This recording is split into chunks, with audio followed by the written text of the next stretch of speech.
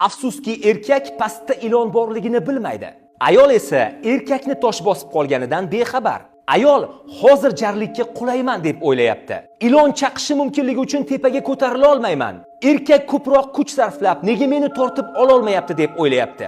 Erkak esa tanam og'riqdan azob bersa-da, seni tepaga tortyapman. Sen ham ozgina harakat qilsang-chi deya fikrlayapti. Qissadan hissa shuki, biz boshqa bir inson his qilayotgan azobni sezmaymiz. Boshqa odam esa sizning og'rig'ingizni bilmaydi. Ha, hayot shunday. O'qish, ish, oila, munosabatlar yoki do'stlar orasida bir-birimizni tushunishga harakat qilishimiz kerak. O'zingizni o'zganing o'rniga qo'yib ko'ring. Diqqat, e'tibor va sabr-toqat ko'rsatishga harakat qiling. Ana shunda hammasi boshqacha bo'ladi. Fikrimizga qo'shilasizmi? Kommentda ha deb yozib, videoni siz haqingizda yomon fikrda bo'lgan do'stlaringizga yuborib qo'ying.